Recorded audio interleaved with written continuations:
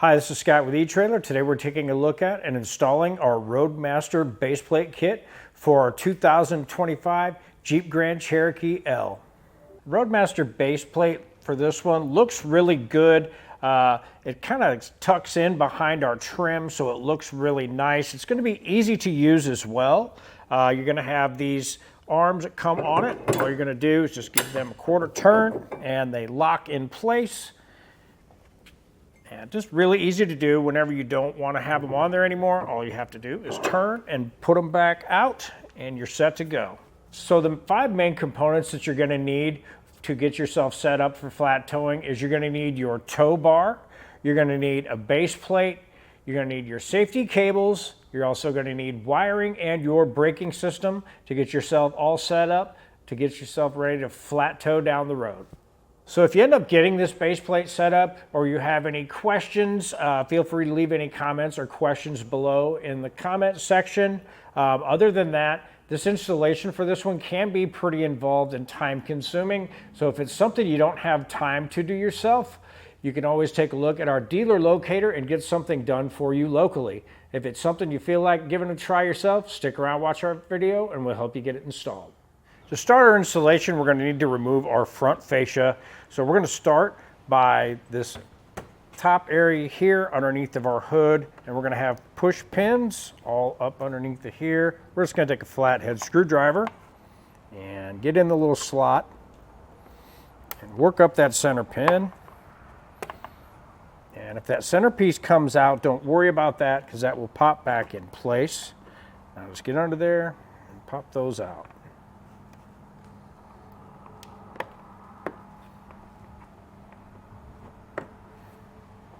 With our clips all out, we'll just remove our panel and set that aside. Now we're going to have our 10mm screw on each side. Just want to get those removed.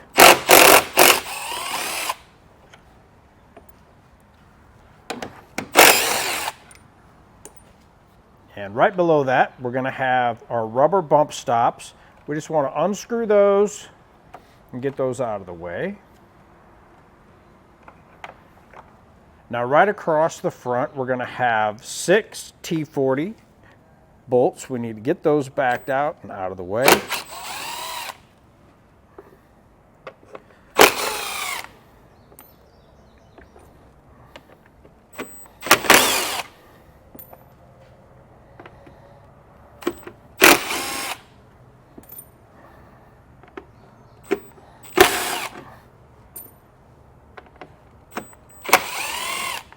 Underneath of our vehicle, we need to remove our lower splash panel here. So what we're going to do is we're going to start with this one. It's going to be our only 13mm, and this is basically for our access for our oil change door.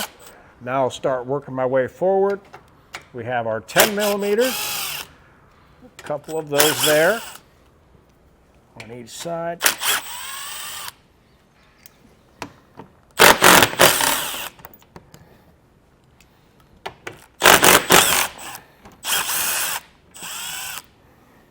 Now we're going to have our 8mm screws.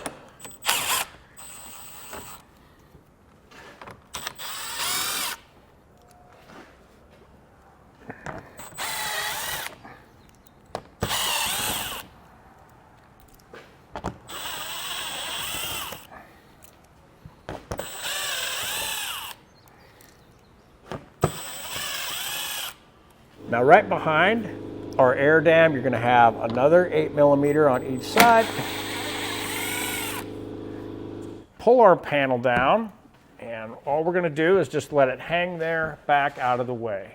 Now right up underneath where our cover was, we're going to have another little plastic push pin, and just want to pop that out and pull that out of the way. Now keep in mind, anything we do on this side will be repeating on the other side until we find something where we're doing different, so keep that in mind. We'll go ahead and pull that out. We're going to go ahead and pop out these 2 8mm underneath on our fender well because we're going to be working our way up on each side of these, so it's just easier to get these while I'm down here.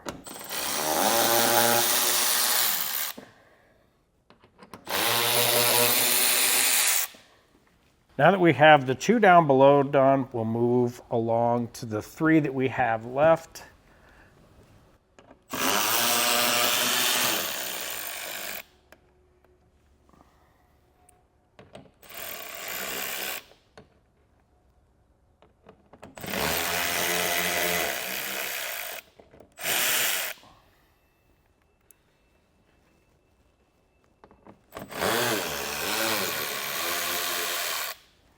Now for our inner fender well, we just want to start underneath and start working that back and pulling that out of the way.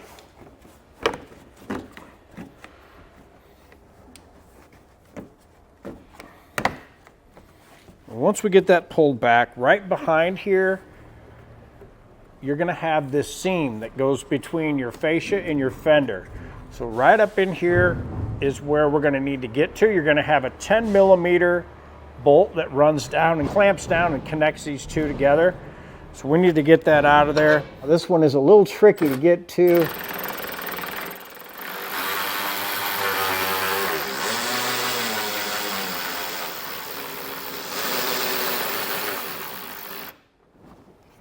As you can see, that bolt is pretty long. So just take your time and you'll get that one out of there. We're going to need to pop this piece of trim back and out of the way. We need to get it back as far as at least past this part and kind of get it pulled back up into this area. So what we're going to do, we kind of feel behind it. And in certain places, you're going to feel like a little plastic knob that sticks out, and you can kind of squeeze that together and just get that to click free.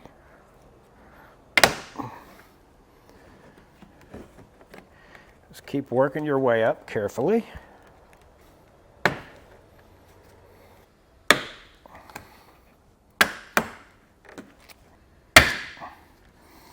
Now, once we get to this part, we can put a rag behind here, and that's going to prop it out away from our fascia, so when we remove it, we don't make any contact with that, and it won't be getting in the way of this.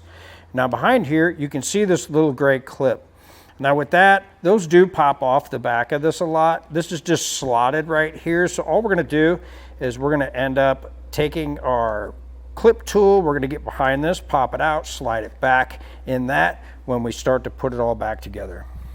Now we're on the passenger side and we have our inner fender well back. We need to get into this area. And in behind here, we're going to have some plug-ins we're going to need to undo. I'm going to start with this gray one for this back. And on the end of it, you're going to see a little tab. You need to pop that tab back. And once you get that back, push down on that tab and just pull back. And that's going to release one of our harnesses that run up to our bumper. Now we're going to have this one here as well. It's going to have a tab. Then we'll pull that back, push on that tab, and pop that out. Now on ours, we have a washer fluid line that leads to our bumper and through and across. We need to get this popped out. And it's going to have this little clip where you're going to have the ends that pop out. Now squeeze this little tab together hard and you'll be able to separate that. So the next problem we're going to solve is with this optical sensor. These are really fragile and you have to be really careful with these. And in the position it's in, it's really hard to even see how this one clips on. So what I'm going to end up doing is use a trim panel tool, and I'm going to get behind here and pop this out, and I'll pull this out so we can see it a little better. Now we have our connector down to where you can see it, and you're going to have this little clip blade right here in the middle. It goes between these two sides. You want to push down on that pretty hard, grab your two ends and pull, and that should unclip for you. Now we can start to pull off our fascia. We're just going to start around the edge. Along this back side, you really got to keep good, solid, heavy pressure to pop this out. Just keep working at it and you will get that to come out. But with an extra set of hands, now we can work at getting our fascia removed. We just want to work across the front. And right up here in the front, keep in mind, the reason we took out them bump stops is we need to clear that right there. Now,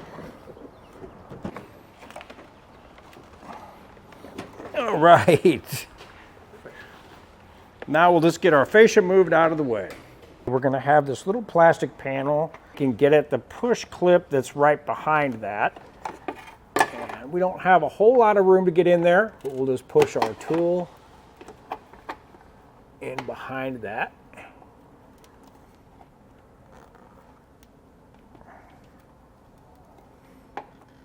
Let's get that to pop out.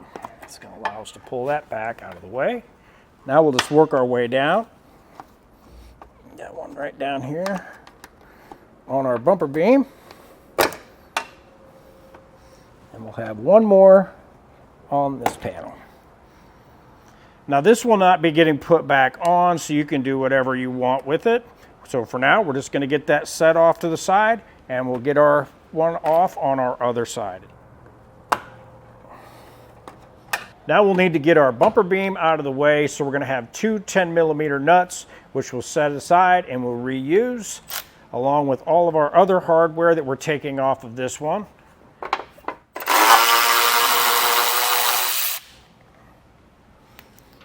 With both of those out, now we're going to have four 16mm bolts holding our bumper beam in place.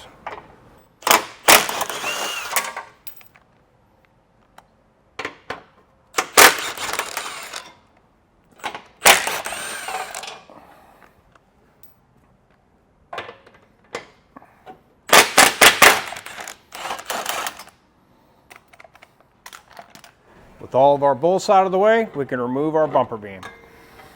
On our instruction, it just shows us to make a mark around this area, and this is what we're going to cut out so we have room for our base plate to fit through here. So I'm just going to use some aviation shears and just cut around this area. It doesn't have to be perfect.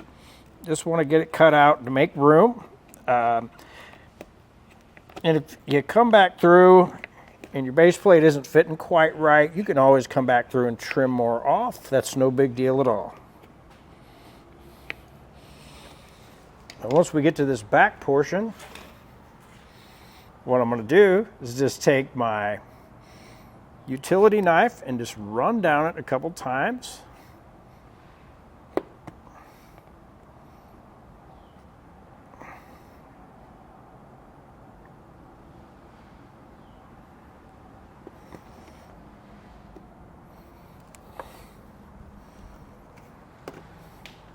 Now for our hardware for our base plate, we're going to start with the large bolt, and we're going to put one of our split washers, lock washers, on there, and then we're going to follow that up with the other large washer that comes in our kit. Now on all of our hardware to install our base plate, we will be using red Loctite, so that's going to help hold everything together down the line. So with that on there, we're going to be using our attachment point right through this hole. And in the back, we also have a hole there. We're going to run our long bolt through that. And if you push it down and then pull it back up and through, now we'll take this large cylinder that comes in our kit and just want to thread that on to our bolt. Now I did put a ratchet on because it did kind of want to hang up a little bit. That's just going to hold the bolt still, just kind of hard to hold with your fingers. So we're going to leave these loose for now, but we are going to run them down because we're going to want to be able to leave them loose so we can line up with our base plate.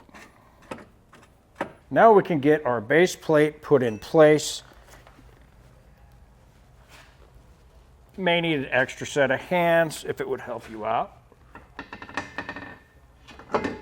I'm just going to line it up on them 10mm studs. Hold it in place. Now I'll take my factory hardware that I put Loctite on, and I'll just get those all put in loosely for now.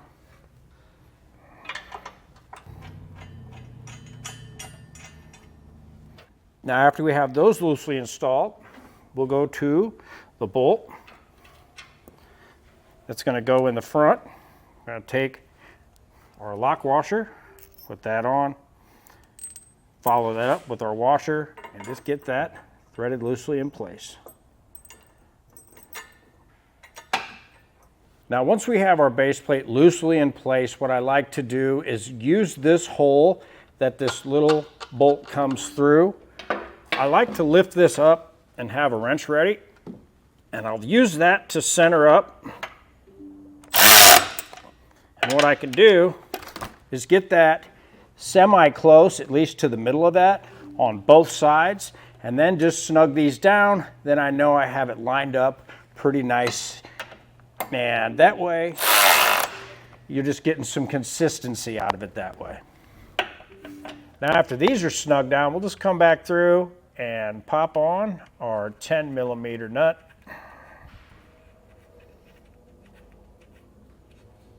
And just snug those down. Now we can just line up this tube, get it where we want it, center it up with the hole here. You'll get a general idea where to line that up. Now we'll just snug that down.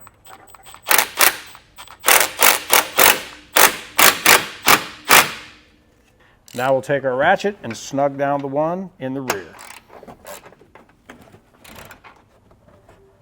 To get that snug down, you may need to use a wrench and then a ratchet on the back side of that, just to keep it from spinning while you tighten it down.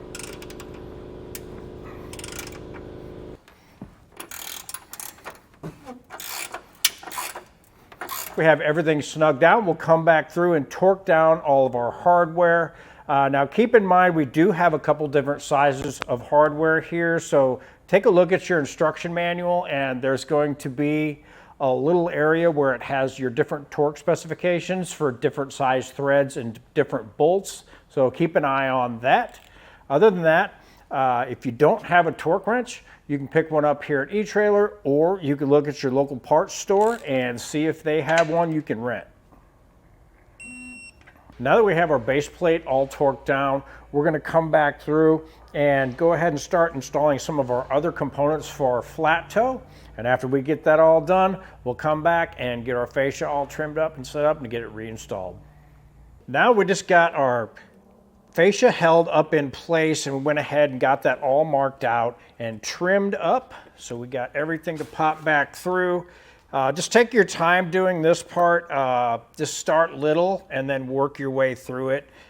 With it being the honeycomb style, it's really hard to get away with being able to keep a lot of it in place. So you'll cut a little piece and expect to have just a little opening, and that opening will just keep getting bigger. So just do your best at it and get it trimmed out, and as long as you get your fascia to sit up nice and tight and go back where it's supposed to, that is going to be your main goal. And after you get that all cut out and put back in place, and we went ahead and put our fascia back in place in reverse order that we took it off, got all of our hardware back in, and with that all installed, that'll do it for our installation of our Roadmaster base plate on our 2025 Jeep Grand Cherokee L.